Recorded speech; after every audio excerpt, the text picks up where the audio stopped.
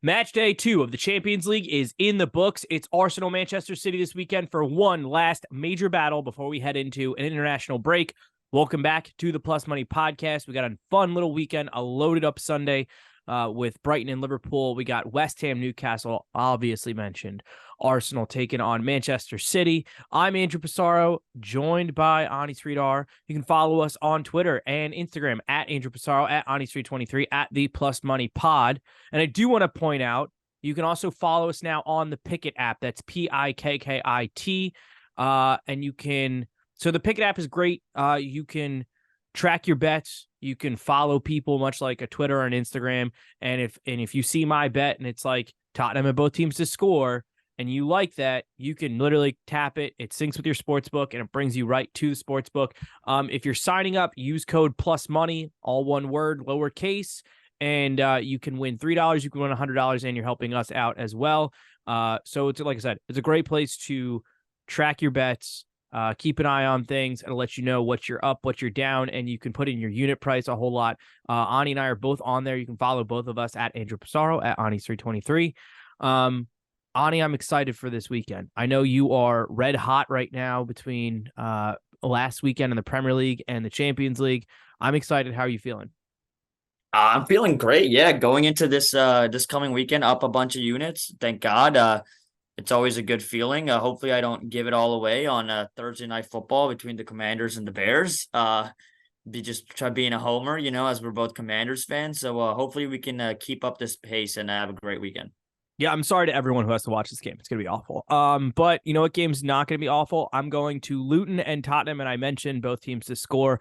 It's plus 170 for Tottenham. Luton have scored in all of their home games in the EPL so far, and Tottenham have only 2 shutouts in their 7 EPL matches. So I'm not going to complicate it. I like Tottenham there. But if you don't want to take the both teams to score, I think Spurs over 2.5 and over 8.5 corners at plus 166 is another way to go if you're worried about Luton getting on the score sheet, but I am not. Yeah, I only have one play from this game. It's Son, anytime goal scorer at plus 110. He's been on an absolute tear. I believe in September he had 6 goals in 4 matches. I think that's the number in the Prem.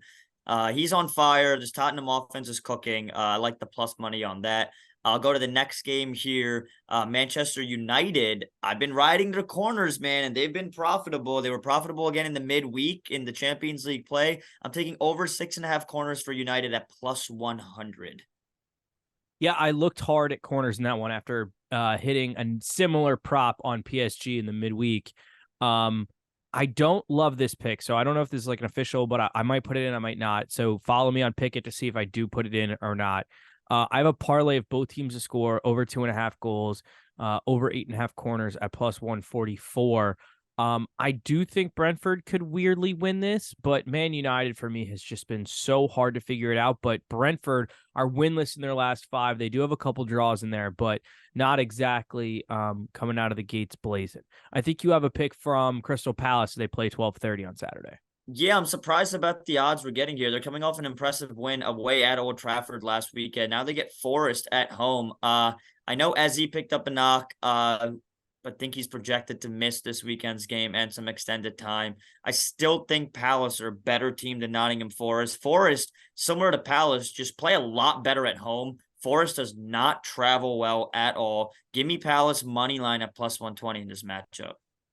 All right, let's go to Sunday. We've got a loaded Sunday. The 9 a.m. slate is 3 excellent games between Brighton and Liverpool, West Ham, Newcastle, and Wolves and Villa before we get to Arsenal, Man City. Let me start with Brighton and Liverpool. Both teams to score in the first half for that game is plus 178. That has been routinely hitting in Premier League matches. It did not hit today as Liverpool took on Union in the Europa League, but it's been hitting pretty regularly. At a great number like that, I think you have to take it. I actually think this is a week to not take Brighton to score first. It's only at plus 100. And at that price, even though I do think there's a good chance that Brighton could score first, at that price, I don't think the value is truly there for a prop like that. I don't hate over 3.5 goals and over 7.5 corners at plus 139 as well. I actually think we'll probably put a full unit on that, and I'll probably put a half unit on the both teams to score in the first half. See, I'm taking Brighton to score first at plus 100. Until this is not plus money, I'm just going to keep taking it. Took it last week with Tottenham. Thanks to VAR, I hit that bet, or else would have lost it if that Luis Diaz goal did stand. I am taking the over 3.5 at -110 after Brighton's 2-2 draw to Marseille in the Europa League. The over 3.5 is now hit in 9 of Brighton's 10 matches this year in all competition. The only one it didn't hit was their 1-0 loss to Chelsea. So when they're hitting this at a 90% rate this season, no-brainer bet for me. That's probably my favorite bet on the entire weekend, just because of the success rate so far this year. I don't disagree. That's why I'm adding corners to get it into plus numbers. I'm gonna jump West Ham and Newcastle. I love the fact that we're getting Newcastle money line here at plus 110. A dominant win against PSG in the Champions League. They were all over PSG. I was very unexpected. That was very unexpected for me, but I shouldn't have expected it when we saw PSG running out a 4-2-4 lineup. I kind of should have expected Newcastle to run all over them. Two other things I like in this. Over 3.5 is plus 166. West Ham do give up goals, and they also score them. They've lost a couple big matchups to other top 6 teams this year, including to Liverpool 3-1 and Manchester City 3-1. So I do think at plus 166, that's really nice value. The other one, Miguel Almiron is heating up. He has scored in 3 out of his last 4 games. He's a streaky player. He's anytime goal scorer plus 290. I think you got to put something on that. Last year, he had a stretch where he was scoring. It was like 6 or 7 games in a row he scored. So we're going to try to catch lightning in a bottle again. That's why I told you guys at the beginning of the season that I liked his goal total. I think I got it at over 6.5. So we're going to see if we can cash that on the way to hitting the future. Yeah, one of the futures that is tracking that I mentioned earlier that I did like Son anytime goals from the Tottenham game. 45 shots on goal for Son. That's tracking pretty well right now. And we should cash that at the end of the year. I have no picks from this game, but I do agree with you that this Newcastle team is looking really good. So I'm ready for the game of the week. City Arsenal. Quick one. Wolves taking on Aston Villa. This is a derby. I think it's a Midlands derby. I'm going to take Villa plus 115 on the money line. And if you don't like Villa, Villa have been in decent form. They do have Conference League to deal with.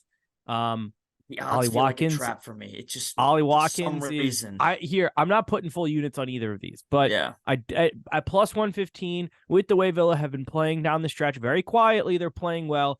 I'm going to take them at a plus number here. Their team total over 1.5 is plus 104. So I do want to throw that out there. Let's go to the big one. It's Arsenal. It's Manchester City, and there's going to be absences. There's no Saka for Arsenal. He did get called up for the England team, but I find it hard to believe he's playing in this one.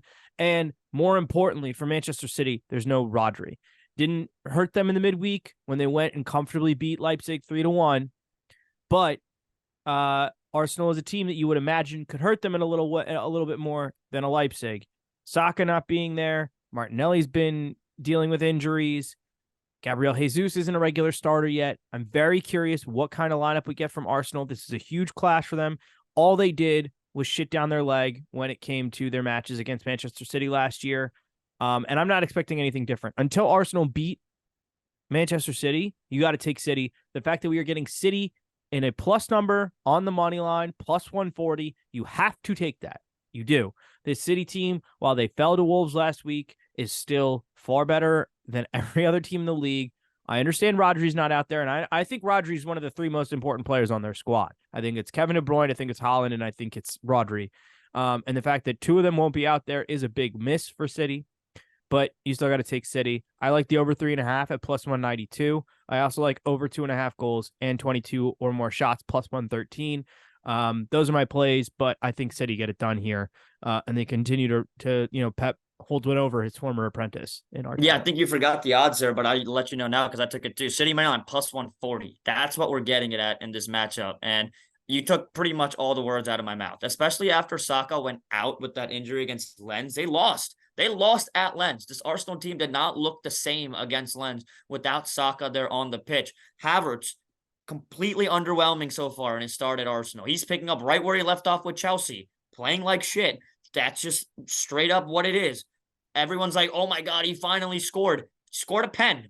Amazing. One of us could have probably done that if we just go the right way. So, I mean, this Arsenal team they're I mean, they're just getting healthy. But like the Rice is not at 100%. Partey is not that back line is not at 100%.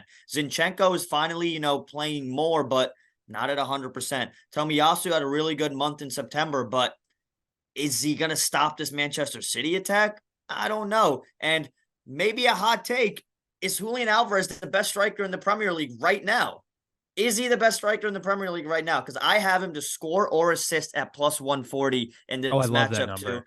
I think it's a fantastic number because he's not just scoring, he's involved in all facets of the game. You could easily net an assist in this one too. So those are my two plays, both at 140. Could parlay him and probably get even better odds too. But I take both of those separately in this one. Alvarez has been in honestly almost better form than Haaland. Like I think he is in better form than Haaland, which is insane. I mean, it's absurd that they have the two of them. I expect both of them to start up top. Foden's in fantastic form too. Foden's been playing great. So their midfield is getting healthier. We saw Grealish play in the midweek. We saw Bernardo Silva play in the midweek. Foden was great. Alvarez came off the bench, scored. Doku came off the bench, scored. So Manchester City attack is loaded, and I think they take this one on the road. Yeah, no, I totally agree with you. And I love that Alvarez stat. I was going to say his if he's score or assist plus 140, I think you're not wrong to throw in a little bit on him to score as well, because that number has got to be great. We will be back next week with some kind of future check-in because we got an international break. I'll have picks for you for whatever, but it's a quiet weekend in October, so go enjoy the you know what? If you're in a relationship, let me give you some advice. Next weekend is your apple picking weekend with your girlfriend. Take her to the pumpkin patch, go apple picking, do all the outdoor activities, the stuff that you got to do every fall. Do it next weekend because it's a international break weekend, and I don't care about any of the games. Like I just don't. I'll put parlays out, but I don't care. We'll catch you next week. And like I said, you can follow all of our picks on Pickit. Use code PlusMoney to help us out. All one word, all lowercase.